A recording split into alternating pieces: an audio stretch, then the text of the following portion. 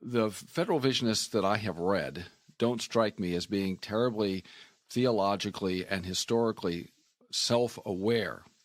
And that goes all the way back, I think, to Norm Shepherd back in the 70s. In the 70s, Norm Shepherd was saying that, well, people were accusing him of implicitly denying the imputation of the active obedience of Christ. He stoutly denied that. He said, I am not denying the imputation of the active obedience of Christ. Well, by 2000, or a little after 2000, he came out publicly and said, well, I am denying the imputation of the active obedience of Christ. It took him several years to realize the implications of his own position. And so it seems to me it's possible for someone to be saying something, implying something, and not be conscious of it, then in Shepherd's case, some years later, become conscious of it.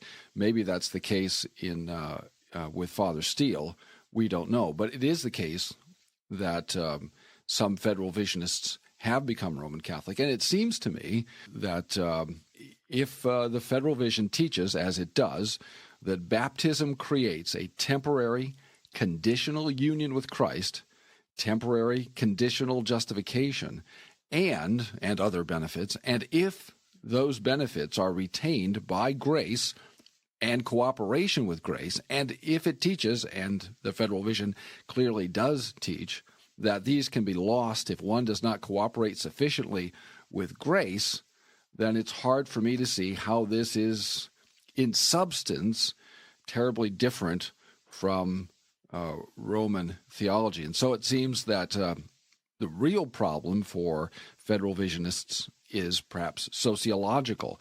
In other words, if you grew up in fundamentalism and you became Reformed via theonomy, and you still have the sort of fundamentalist fears about Roman Catholics and sociological issues, once you overcome those, as apparently many folks have, then one has to ask, what are the real substantive obstacles now? Well, you've got the assumption of the Virgin, you've got the invocation of saints, you've got the Roman doctrine of memorial Eucharistic sacrifice. But once you've gotten over the hurdle of justification and sola scriptura, I'm not sure what there is really that would keep one from becoming a Roman Catholic. Yeah, I would agree with that, and we're seeing some movements even in the PCA.